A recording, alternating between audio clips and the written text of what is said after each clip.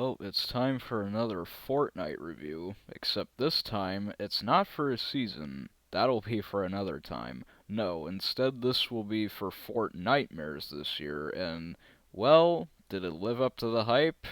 Let's discuss, shall we? So Fortnitemares in the last couple years have been pretty mid. They haven't been awful, just not as good as they used to be. And why is that, you may ask? Well, it's a number of factors, really, but for me personally, they just felt lazy and repetitive. And what I mean by that is, all they've done in Fortnitemares the last few years is just unvaulted the Halloween weapons and not put any decorations on the map. Hell, we didn't even get a lot of quest rewards. I mean, we did get the wolf claws in chapter 3, but that was about it in terms of interesting items. And sure, we got some cool collabs, like two personal favorites of mine in chapter 4, that being Michael Myers and Jack Skellington. But it doesn't really matter how many collab skins they add. What matters is the gameplay experience. And unfortunately, that's been a bit lacking in recent years. And on top of that, seasonal events have just been missing, and all hope seemed to be gone.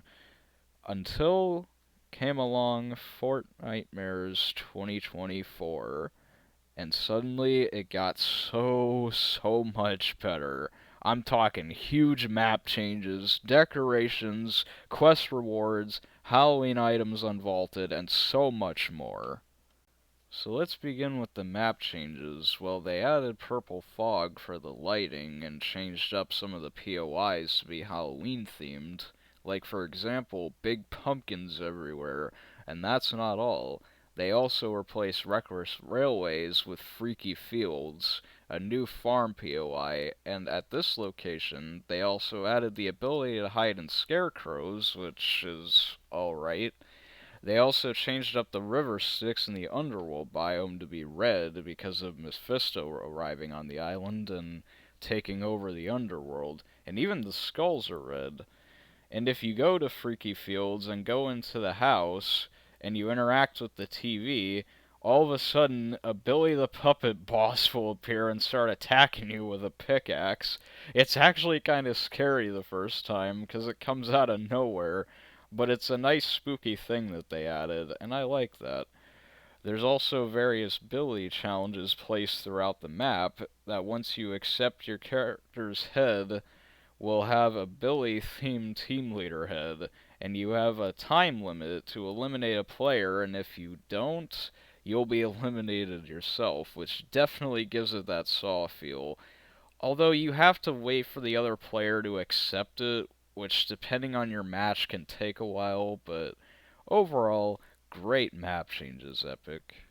Now let's talk about the items that are either new or unvaulted. So we have a new chainsaw item to coincide with Leatherface being added to the game, which can be used as a weapon and a mobility item.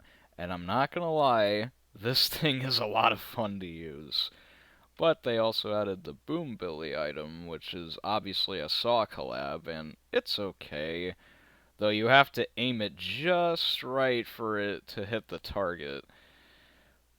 And the items that are unvaulted are as follows: the pumpkin launcher, the witch's broomstick, the wood stake shotgun, which, side note, why do we only have to buy the pumpkin launcher from an NPC? And why is there no rocket ammo? Like, what the actual fuck, Epic? But anyways, let's get back on track. The wood stake shotgun has a bullet drop now, because of course it does.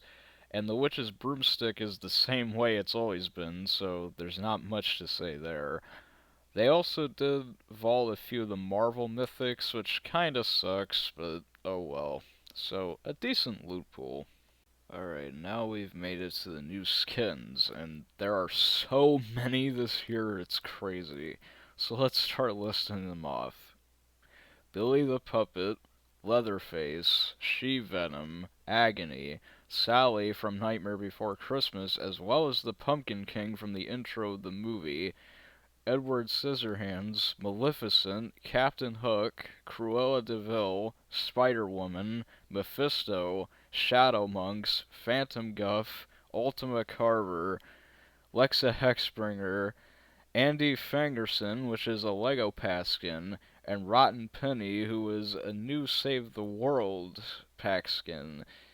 And a lot of these skins look pretty good, and man, Epic added a lot, and I mean a lot of skins this year, so they definitely cooked for this year's skins. Okay, and the final part of this review is the quest rewards, and this will be brief since there's not a whole lot to say, but in short, the quest rewards are not bad, but they are free quest rewards, so they're not always gonna be the best, but it is something to do for this year's Fortnitemares, so I'm okay with it. So overall, this was an amazing Fortnitemares this year, which is way more than I can say for the past couple of years. And I'm glad to see Epic actually putting some care into their events again. And this may be a controversial take, but I think this is the best Fortnitemares since 2020 in the last Marvel season. And it makes me hopeful for this year's Winterfest if we get this much quality put into it. So with that being said, my final rating for this year's Fortnitemares is a 9 out of 10, which is a rare rating from me, so outstanding job, Epic.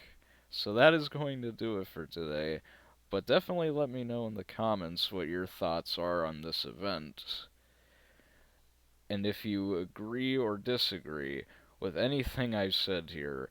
And as always, I will see you all next time.